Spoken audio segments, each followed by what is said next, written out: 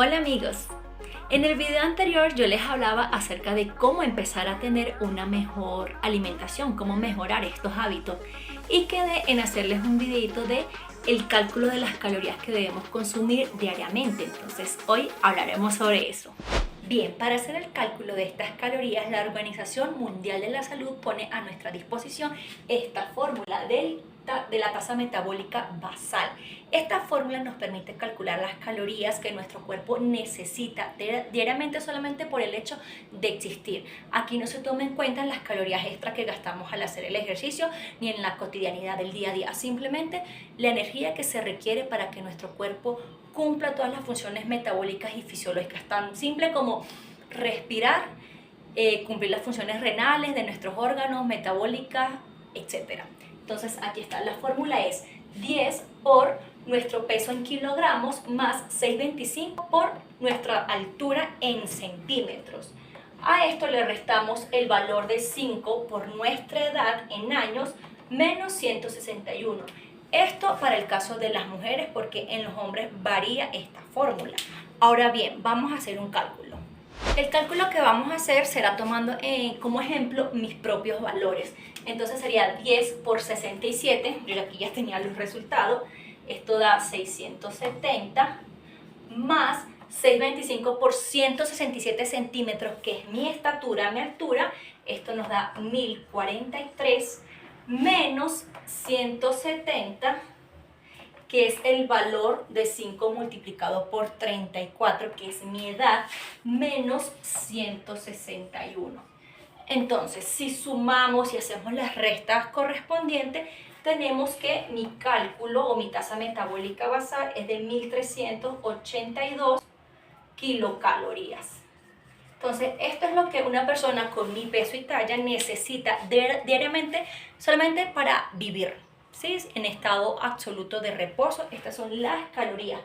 Pero yo hago ejercicio, entonces a esto hay que sumarle un factor, que es el factor de movimiento, de actividad física que realicemos diariamente. Entonces, ahora vamos a calcularla. Ahora, ¿cuál es el factor de ejercicio? Nuestra tasa metabólica basal, que en mi caso nos había dado 1382, lo vamos a multiplicar por 1.2 si eres una persona que hace poco o nulo ejercicio, por 1.5 si haces ejercicio de manera moderada, es decir, de unas 3 a 5 veces por la semana. En mi caso, yo multiplico mi tasa metabólica basal por 1.5, ya que es la cantidad de veces que yo hago ejercicio en la semana, lo que me da un valor de 2073 kilocalorías. Es decir, que estas son mis calorías de mantenimiento. Yo consumiendo esta cantidad de calorías al día no voy a subir ni voy a bajar de peso, ¿sí? Porque estas son mis calorías de mantenimiento de acuerdo a la cantidad de actividad física que hago en el día a día. Ahora bien, si eres una persona que hace ejercicio de 6 a 7 veces a la semana, entonces tu tasa metabólica basal la vas a multiplicar por 1.7. Y si eres una persona atleta de alto rendimiento que hace ejercicio 2 veces al día, en la mañana, en la tarde, entonces se multiplicará tu tasa metabólica basal por 1.9. Y de esa manera vamos a calcular las calorías de mantenimiento. Ahora bien, si yo quiero perder peso, perder grasa, que de hecho debería ser la meta en caso de que tenga unos kilitos de más, entonces voy a restar de un 10 a un 20% de kilocalorías de este valor, que es mi valor, para así tener una pérdida de grasa progresiva y que sea sostenible en el tiempo. Entonces, ¿cómo la calculamos? Vamos a ello.